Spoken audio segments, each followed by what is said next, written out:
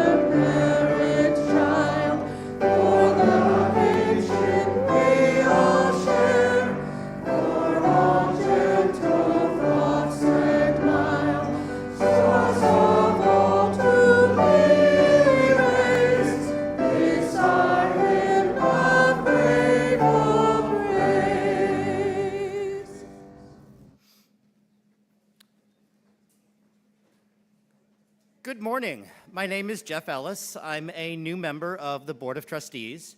I want to welcome you all to our service this morning. Thank you. We especially want to welcome those who are visitors, whether you are here with us on campus or viewing the service over our live stream. We welcome visitors to find out more about us and Unitarian Universalism by registering at our virtual guest book, which you can find at our website, uusrq.org. If you are here in person, there's a sign-up sheet for visitors at the welcome table outside. If you do choose to register, we will send you our weekly newsletter and Zoom links to our virtual events. We invite visitors to participate in any of our events, and we hope you will join us for coffee and conversation after the service. We look forward to getting to know each other a little better. We have a few special announcements this morning. From Bill Payton, we have 7 different men's groups that meet here at UUSRQ. Some meet in person, while others meet virtually. Each group is looking to add a few members. If you are interested in finding out about joining a men's group, please grab your coffee after the service and visit us in the library. From the UU Service Committee, April 24th is the last day you could submit a comment in opposition to the Department of Homeland Security's proposed rule change eliminating work authorization for asylum seekers. This rule will restrict the ability of asylum seekers to work while waiting for the review of their case. Individuals could be without legal means to work for a minimum of a year, probably more. Our UUSC liaisons, Ran Adams and Linda Bodycomb, will be at the social justice table after the service to explain the process for preparing your comments and submitting them online. And lastly, the Green Team is having a potluck lunch in the Reeb Room after the service in advance of the 1 p.m. Climate Change Festival this afternoon. Thank you.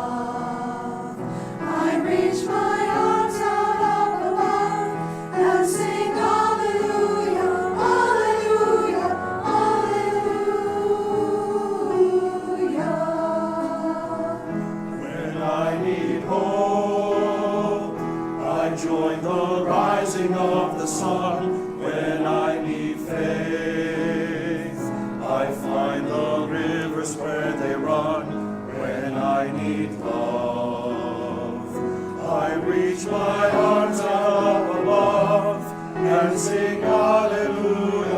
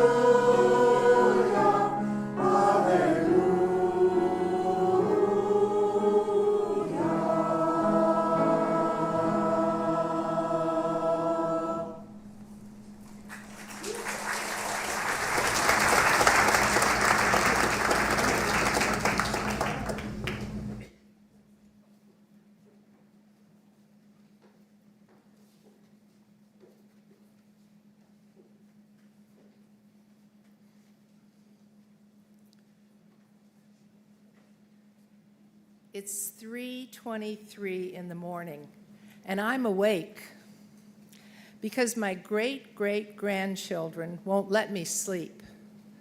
My great-great-grandchildren ask me in dreams, "What did you do while the planet was plundered? What did you do when the earth was unraveling? Surely you did something when the seasons started failing, as the mammals, reptiles, and birds were all dying. Did you fill the streets with protest when democracy was stolen? What did you do once you knew?" I'm riding home on the Carmichael train. I've got the voice of the Milky Way in my dreams. I have teams of scientists feeding me data daily and pleading. I immediately turn it into poetry.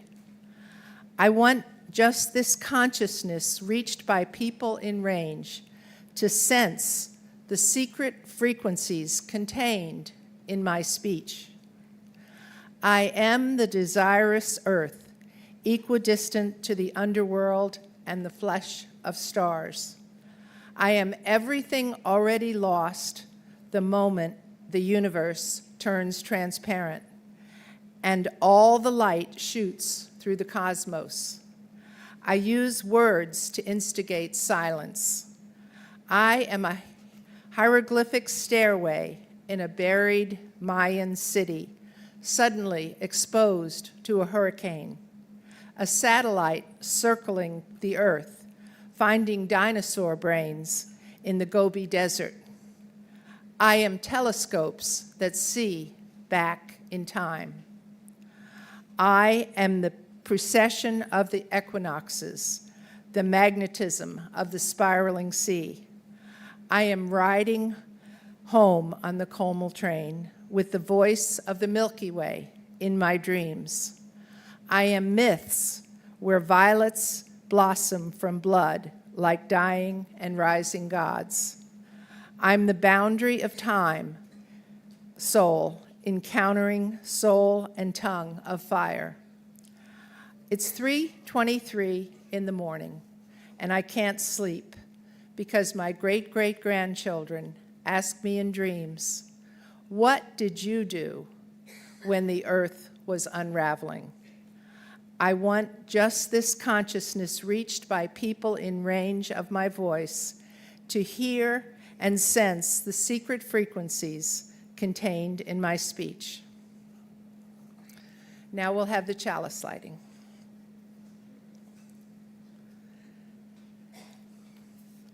Please join me in reading the words on the screen.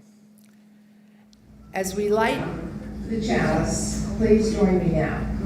We honor the independent web of all existence with reverence for the great web of life, and with humility we acknowledge our place in it.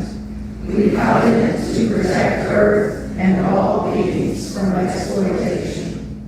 We will create and nurture sustainable relationships of care and respect, mutuality and justice. We will work to repair harm and damaged relationships.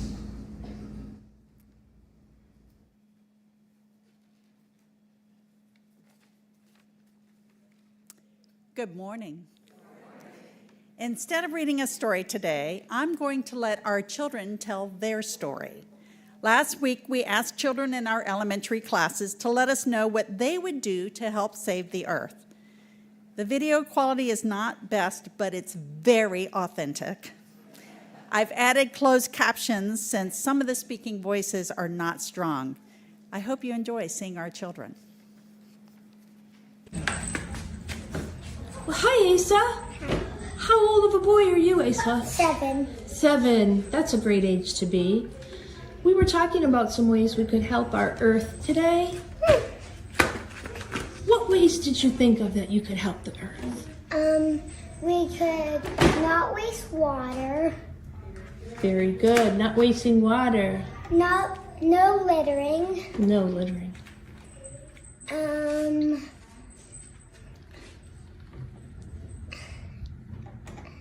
And that's it. And that's a very good start. Thanks, Asa. Thank you. Hi, Harper. How old are you? 6. 6. What a great age to be. Harper, we were talking about some ways that we could help our earth. What ways did you come up with to help our earth? You had to grow trees and also had to clean up trash from your house. Growing trees and cleaning up the trash around the house? Very good. Very good, Harper. Thank you. Yeah. So weird. Hi. What's your name? Titi. Felix. Hi, Felix. How old are you? 5. Hey, 5. What a great age to be. Felix, we were talking about some ways to help our earth today. What ways did you think of? I think that we put trash inside the trash can. That's right. We put trash inside the trash can. And what do we put in the composter? Dirt. Yeah, that makes dirt when we put all of our leftover banana peels and veggie scraps in the composter, right? Yep. Very good. You want to take a bow, Felix? What vowel? A bow? A-L-A. All right, that works. Thank you, Felix. Bye. Do you want to take my picture? Sure. Smile, say cheese. Cheese. Magnificent. Thank you, Felix. Hi, Phoebe. What would you do to save our planet? I would stop taking very long showers and stop using too much water to save our planet. Thank you, Phoebe. AJ, what would you do to save the planet? What I would do was ask people to please cut down on using fossil fuels and start using solar panels, turbines, and water turbines. Very good. So Teddy, how would you save the earth? I would not like if humans kept doing buildings and building them because that shortens our oxygen. And if we keep releasing fossil fuels, then that makes more pollution and is eating away the thing that protects us from harmful things out in space. It's called the ozone layer. And well, if we don't save the earth in a little while, it'll just become a rock.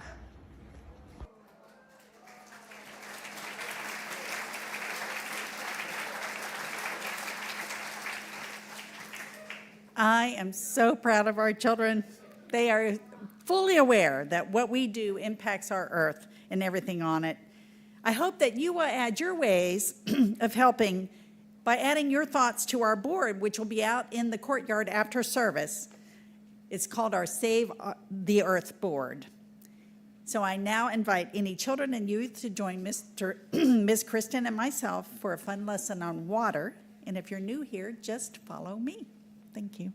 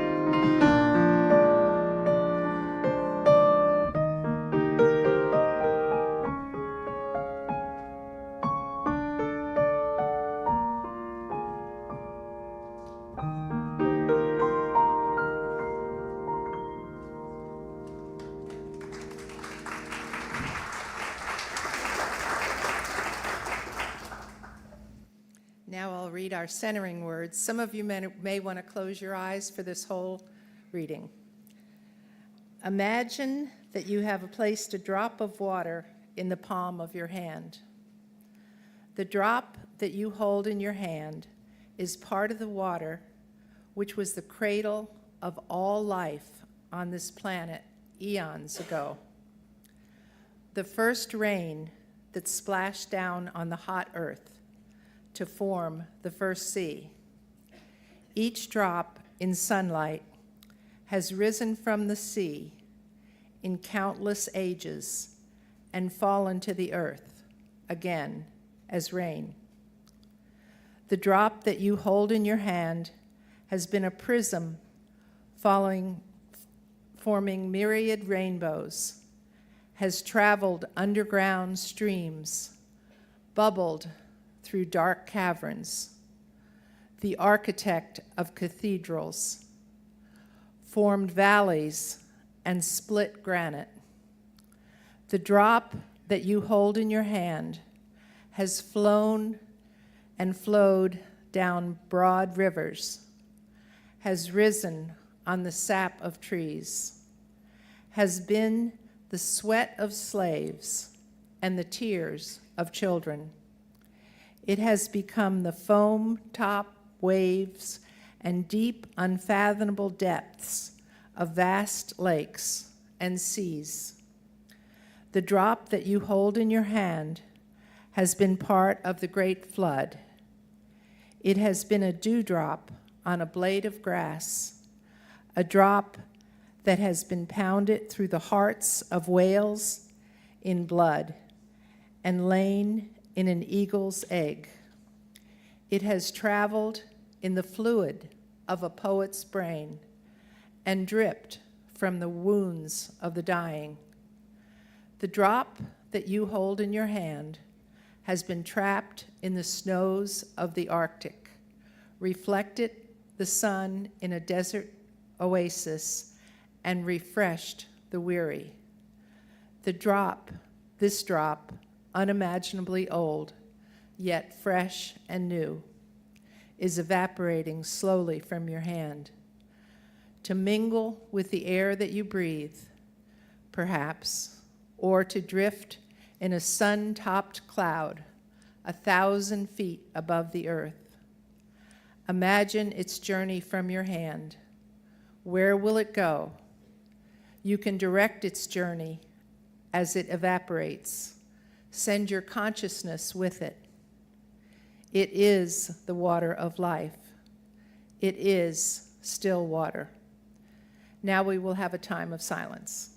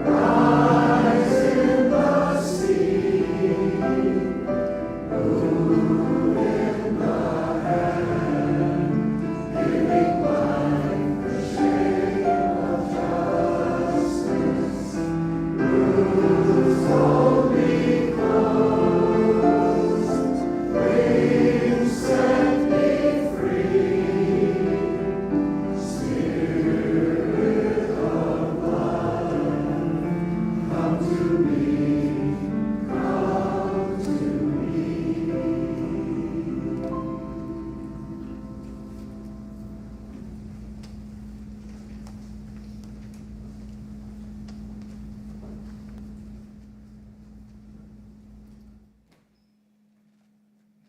morning.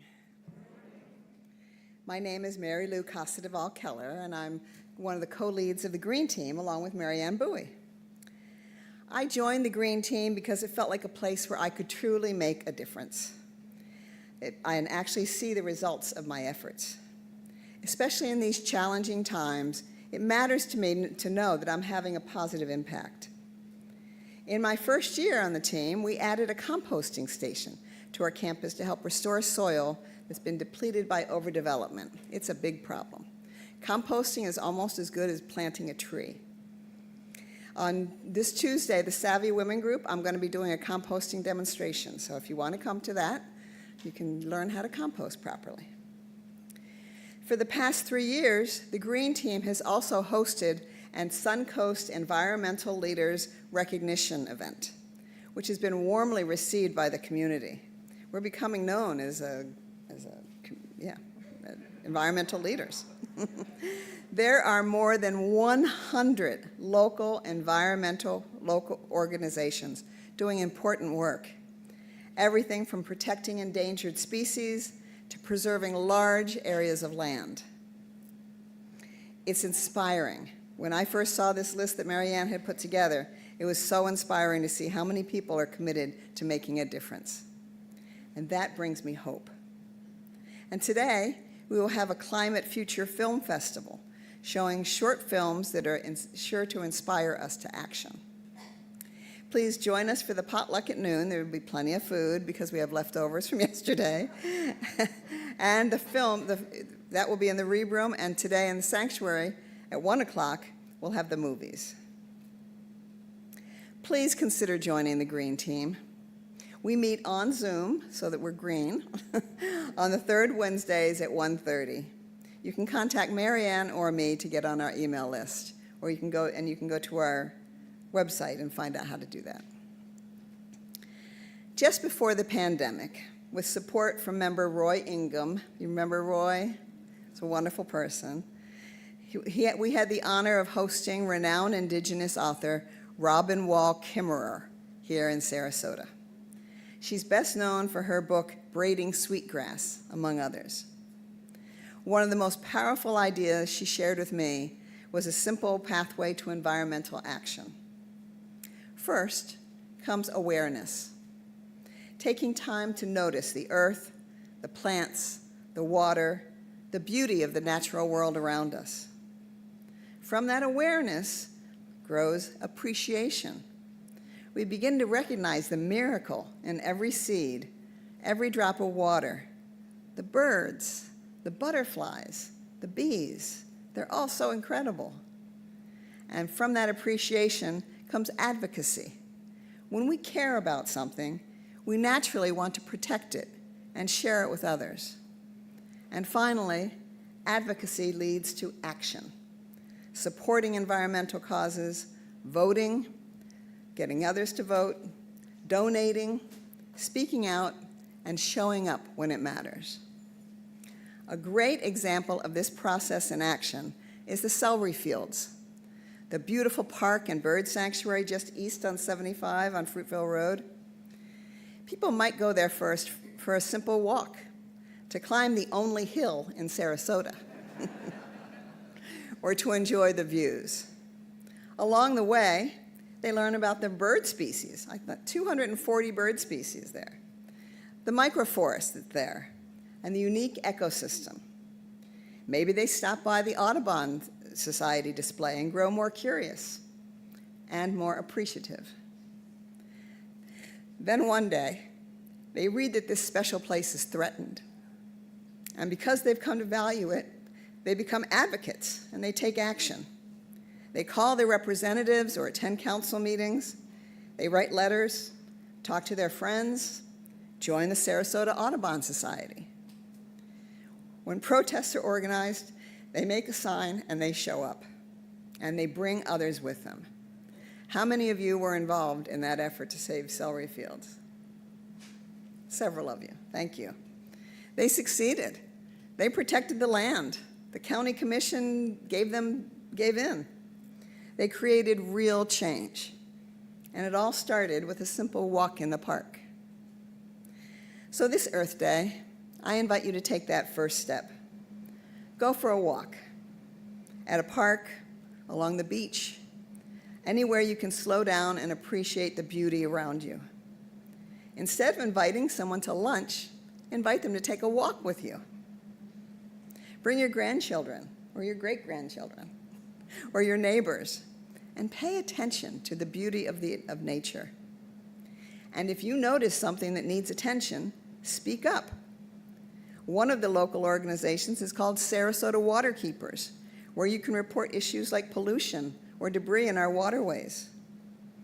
You can call the county non-emergency line to report other issues, like broken branches or someone abusing the environment. And because awareness leads to appreciation, appreciation leads to advocacy, and advocacy leads to action. And that's how change begins. That's our covenant with the earth. We will pay attention and take action where we can.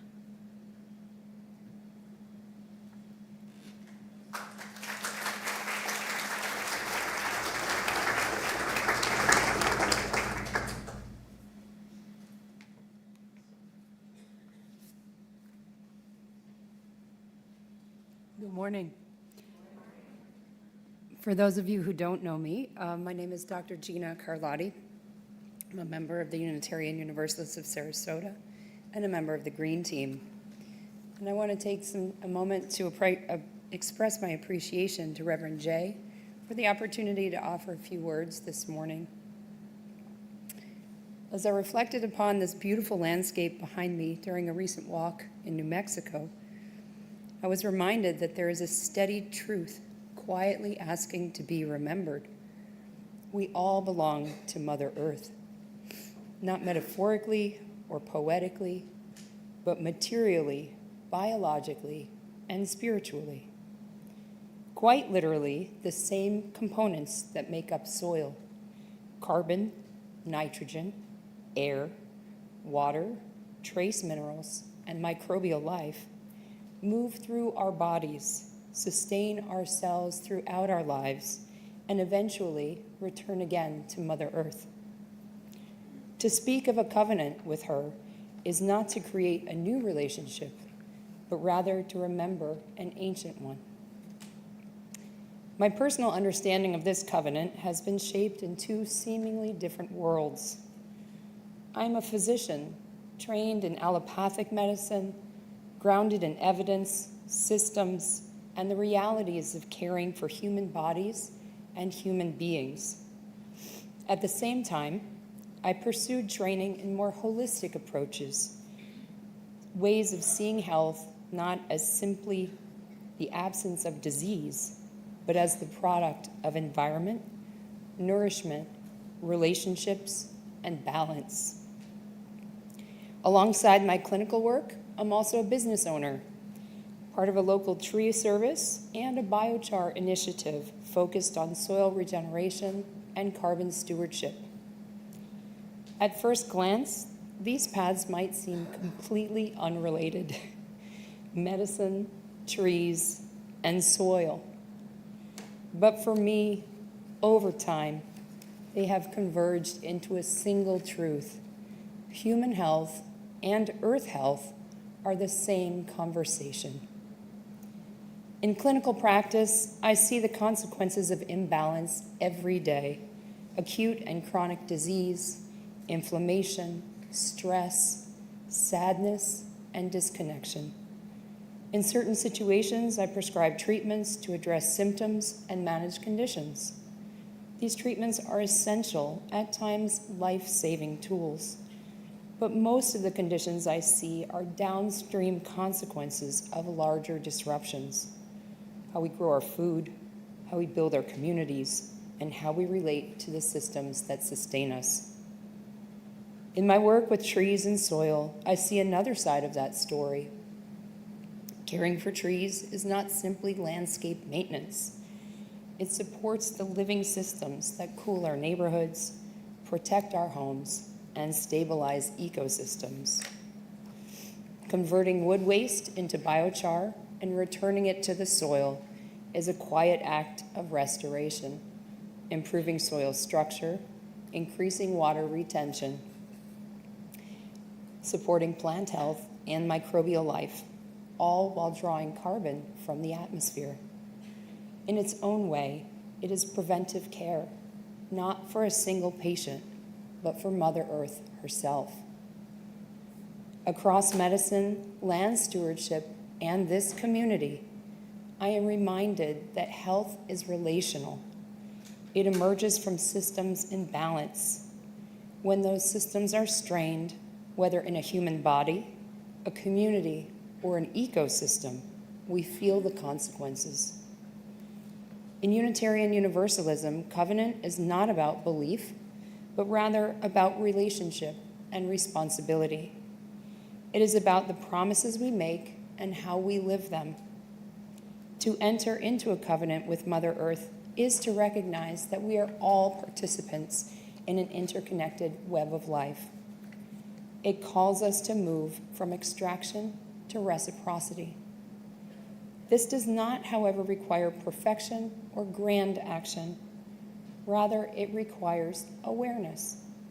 It asks us to consider how our daily choices either support or strain the systems we depend upon.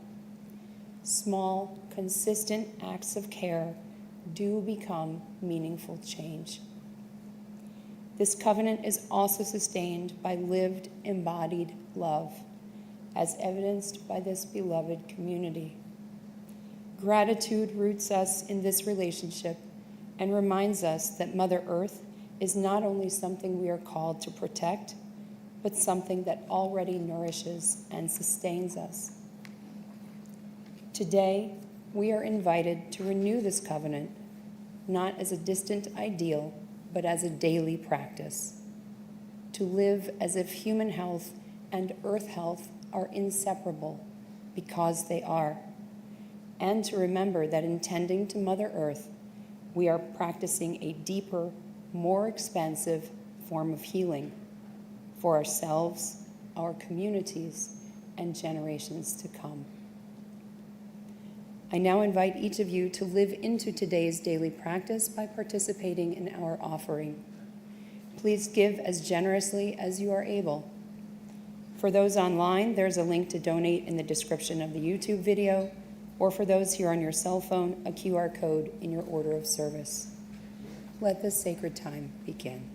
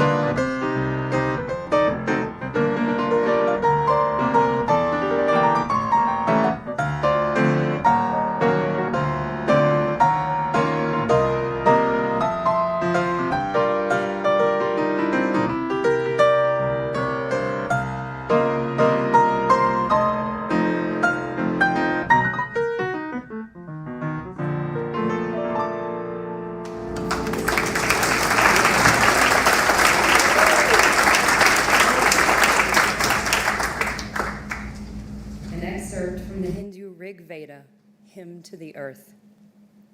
I invoke you, O Mother Earth. You give shelter to all seekers of truth. You provide us the strength-giving food and ghee. You give us nutrition. You are the source of all creative energy. Render us safe on this land. O Mother Earth, may our bodies enjoy only the clean water. May you keep away from us that which is polluted. May the crop grow faster when we plow and seed the land. But while doing it, may we never harm your vital parts. O Mother Earth, you are the protector and keeper of the creation. O primeval Mother, you are wish-fulfilling. You are borderless. You are the world mother of all things and beings. You are the provider of all things in life.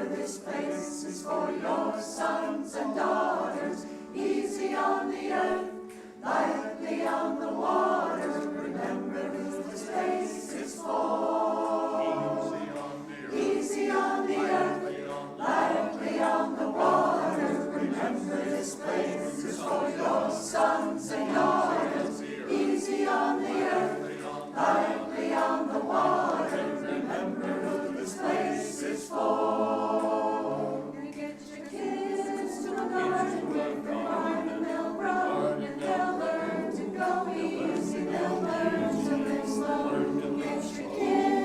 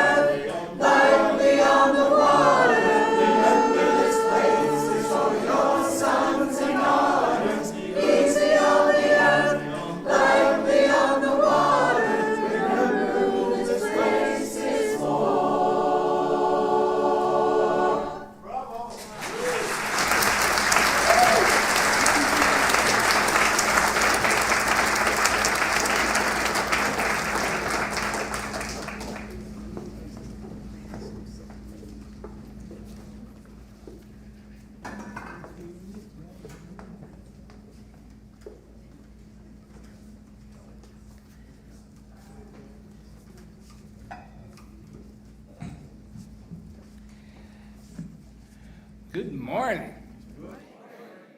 Thank you, choir. I'm feeling all easy right now. I'm the Reverend J. Wolin, the settled minister here at the Unitarian Universalists of Sarasota. And I'm, as Kermit the Frog would say, feeling green today.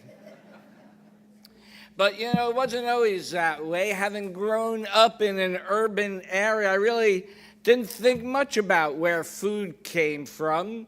It came from the supermarket. My first real encounter with the source of food came in high school on a field trip where they showed us. We went to a trip to a farm, and I watched a farmer milk a cow.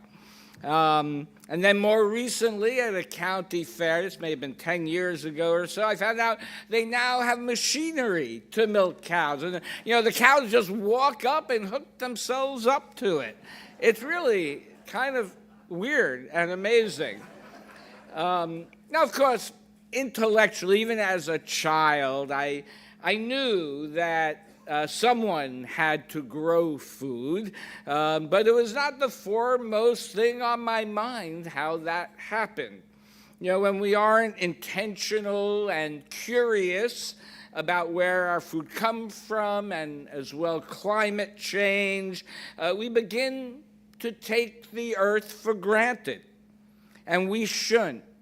Because I think, as you know, Mary Lou mentioned earlier, the earth is really amazing. I mean, I want you to think about this. You put a seed in the ground, and something from that grows that you can eat, and it sustains us. Now, maybe for those of you who have farmed and planted food your whole life, you maybe take that for granted. But for someone who doesn't, I think that is pretty amazing. You know, like I planted a quarter in my yard. Another Dollar Tree didn't grow up from that. Right? But food does. But it doesn't just do it by itself. It takes tending to. It takes the sun. It takes water. It takes a fertile soil to help it grow as well. But I want us thinking about the opening hymn that we sang, Beauty of the Earth. You know, it focused on beauty, joy, care, kinship. And I will say, even here in Florida, although I know it's not, I would say not like the Northeast with the change of colors in the trees, but you know, even here the colors of Florida are diverse, deep, and beautiful. You know, every day I take my dog for a walk 3 times a day, and I try to be very intentional about looking at the flora and the different types of flora that there are. And so I invite you, the next time you are outside, whether you're walking or sitting or just simply taking a pause, take a moment. Be intentional. Notice all the varying and vivid colors from different plants and trees. Look up at the beautiful blue sky and imagine yourself like a child laying down and looking up at the clouds and imagining all the different beautiful and imaginative formations that you can imagine. Let it bring you joy. And don't take it for granted. Listen to the sounds of nature, whether it is the wind blowing in your hair or whatever's left of it, you know, or the sound of the birds on the tree. I often, you know, I go out and walk my dog, and the first thing I hear a bird chirping at us, right? Or the scurrying. Maybe it's just warning all the other birds that the dog's coming, but it's still a beautiful song to me.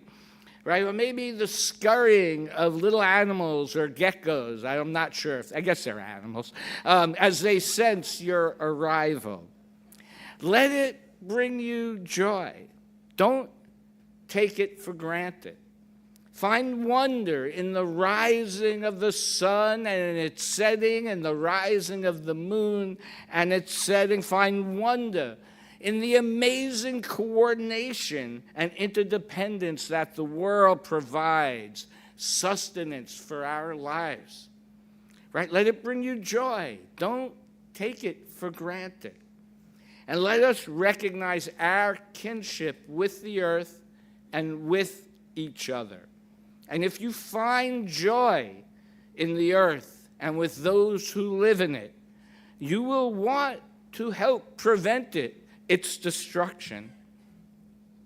So thinking of our congregation as a garden now, the Transcendentalists used to love using the metaphor of a garden and we as seeds growing. But think of our congregation as a garden and even the diversity throughout our garden. People of different ages, backgrounds, colors, ideas. A garden doesn't grow just because we talk about it. It grows because we tend to it with water and sunshine and potlucks and all other things, right? We actually grow our souls by tending to each other, right? Coming together faithfully with each other and with the earth, living lives of meaning together and finding joy in even the smallest of things. Doing what we do not because there is a feeling of accomplishment, which there is, but because we can help our community, and our community is in need. We do not have to stand by helpless and do nothing about it. Truly, source of all, let us give grateful praise. Before I became a Unitarian Universalist, I have to be honest, I really didn't think much, as I said earlier, about where our food came from or about climate change. In truth, I didn't think much about anything more than, how I was going to pay my rent and put food on the table. But being part of Unitarian Universalism changed that. It did. It invited me to think beyond myself, interconnected to people, to cultures, to communities, and to the earth that sustains our lives. We come together in religious community to discern our values and then learning how and experimenting with how to apply those values in the lives that we live. And although climate change, it does impact me indirectly, it has not struck me with the same immediacy as it strikes others in the world. I mean, I can intellectually understand the worldwide damage. In fact, although the United States is one of the top polluters in the world, it is actually many of the poorer countries in the world that are and will continue to suffer the worst damage from climate change. But Unitarian Universalism has taught me that even though if something doesn't affect me personally, I still have a responsibility to help others. If I truly believe in the inherent worth and dignity of every person, I cannot sit by while others suffer. Our values call us to covenant, to protect the earth and all beings from exploitation. And this is part of our covenant, saving the planet that we are a part of, the planet that sustains us physically and spiritually, the planet that is our only home. There is no plan B, and it is necessary for our survival as a species. Climate change and its damage is undeniable. We see it in the increased destructiveness of hurricanes, which we have experienced here in Florida over and over again. We see it in the increasing wildfires out west and in the droughts. We know there are islands in the Indo-Pacific that are going underwater. We know the Syrian civil war was originally started due to people having to flee the destruction of climate change. But we are not helpless to prevent what's going to happen next. Human beings have done extraordinary things, right? We have gone to the moon. We've landed on the moon, and we just circled the moon again. We are capable of doing amazing things. When we act collectively and with intention and purpose, we are capable of great transformation. And the same is true for us as a congregation. If we collectively put our minds and our resources to creating a beloved community, we can create something lasting and transformative. But transformation starts with hope. And hope is not passive. Hope is not wishful thinking. Hope is a discipline. Hope is choosing to act with intention, with a belief that we can change things about ourselves and how we live in the world, and that what we do influences events in the world. And when we see it manifest, we will then know that it is true, and that in and of itself will recreate hope for us. But it takes intention. And it is never too soon to choose hope. And it is never too late to choose hope. The time is now. So please choose hope, choose action, sustain one another, and sustain this fragile, irreplaceable earth. May it be so. Please rise in body and/or spirit for our closing hymn, 1064, Blue Boat Home.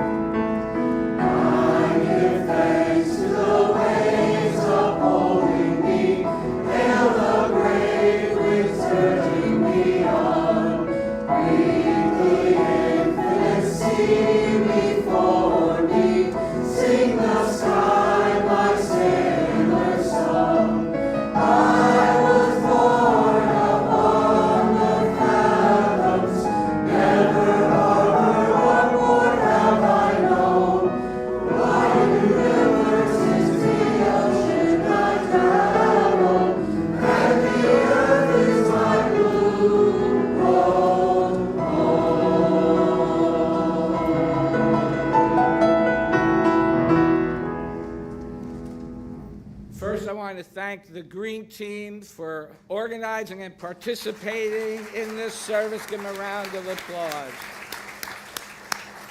Our closing words are from Wendell Berry, The Peace of Wild Things. when despair for the world grows in me, and I wake in the night at the least sound, in fear of what my life and my children's lives might be. I go and lie down where the wood drake rests, in its beauty and on the water, and where the great heron feeds. I come into the peace of wild things, who do not tax their lives with forethought of grief. I come into the presence of still water, and I feel above me the day-blind stars waiting for their light. For a time, I rest in the grace of the world and am free. Please join me now in extinguishing the chalice. The words will be on the screen. Please extinguish this flame, but not the light of truth, the warmth of community, or the fire of commitment. These we carry in our hearts until we are together again. Please go forth, be compassionate, have hope, and take action. Thank you. Thanks for your presence here today.